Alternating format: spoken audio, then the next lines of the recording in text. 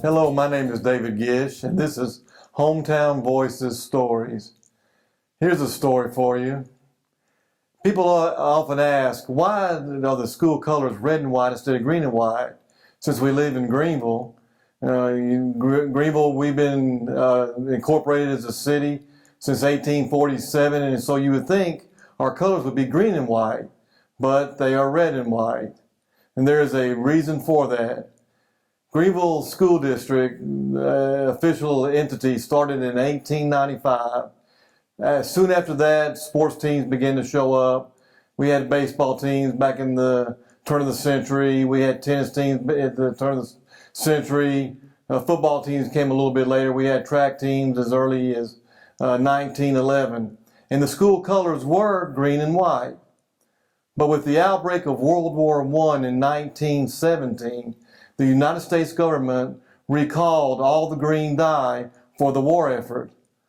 So all the green dye in the stores were all sent back to the United States government and to the war effort, where men's uniforms were dyed with the green tint. Their clothes were dyed, their underclothes, everything they wore, socks, all of it was all dyed green. And I don't know if it helped them any or not. But they were all dyed green, and the next available color they needed in that quantity was red. So in 1918, all the Greenville uniforms for their athletic teams were red and white, and we have been red and white ever since that time. But originally, we were green and white for Greenville. Phillipsfield and Majorsfield, where did they come from and how they began? Well, in 1929, Miss Eula Lassiter Phillips donated $3,500 in the name of her husband, Frank Phillips, to the city of Greenville to create an athletic venue. Very quickly in 1930, the Greenville Lions began to play their football games at this spot. The first game was played in 1930, and Greenville won 46-0 over the Leopards of Dallas South Oak Cliff. The legendary coach that night was Henry Franca, who 3 years later, in 1933, led the Greenville Lions to a state championship. In 1946, the field was moved from its site behind Barnhart Machinery to the Greenville High School field, which is on Texas Street today. The football field was turned into a baseball field and was called Greenville Majors because of the semi-pro team that was named after Truett Majors, which was the first Hunt County civilian killed in World War II. In 1949, on April the 10th, the New York Yankees came to town for an exhibition baseball game. Casey Stengel was the manager, Joe DiMaggio was in the outfield, Stan Musial was in the infield. The New York Yankees fell that day to the Greenville Majors 4-3 in the middle of a crowd of 5,000 people. The Cadillac Hotel, once the crown jewel of Greenville, this historic building was built in 1926. During the 1940s, 50s, and the 60s, in the nice spring evenings or summertime evenings, Greenville, they would have dances on top of the roof. They call them garden parties. They would bring in fresh flowers, plants. As I understand, it was a beautiful sight. And they would dance until the evening to big bands, such as Les Miller and the Band of Renown. It was a fully staffed hotel. There was an elevator that ran through the middle of it. And the top floor was a top flight restaurant. And its specialty was roast beef. It began to fall in despair in the late 70s and early 80s, but it was rumored in 1975 Elvis stayed there on his way from the Houston Livestock Show to Oklahoma City. The word was he came in the middle of the night about 2 o'clock in the morning, slept till 7, slipped out before anybody knew it. I don't know if this is true or not, but I believe it was, and we all believed it at the time. Greenville Schools. Where did they come from? How did they originate? And Well, what's the story about the Greenville schools? Well, Greenville schools were like anybody else in the area, any other towns. We had private schools from the 1850s until the 1880s.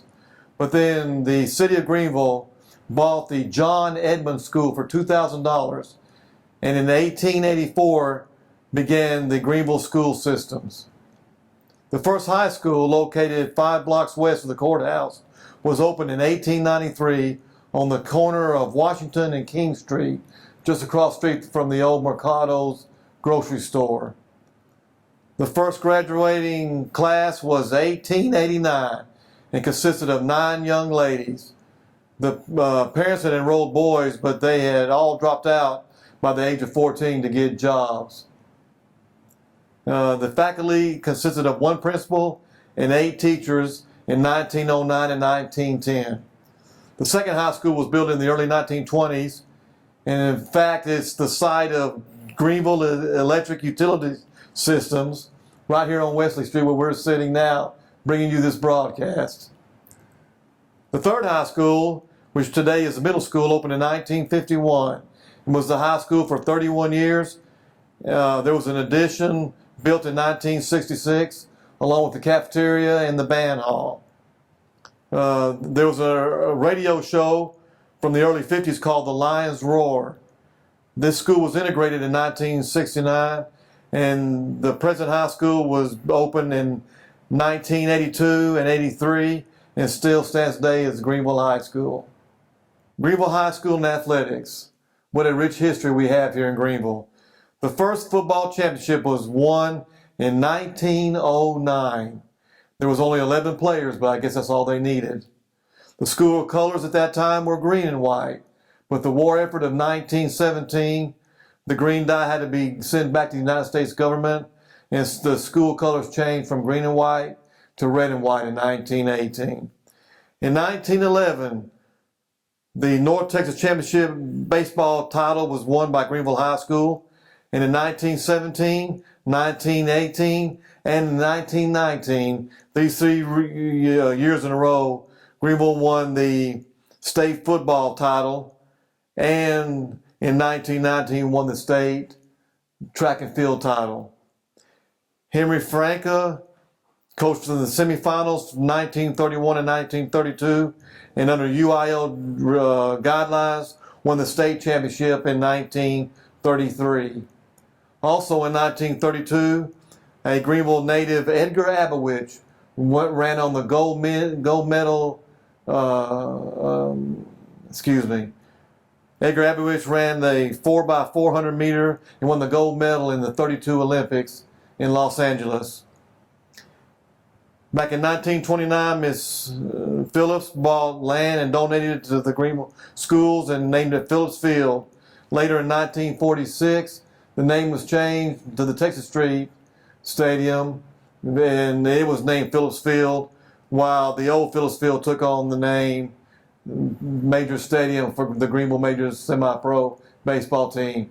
They went from 1946 and ended finally in 1964.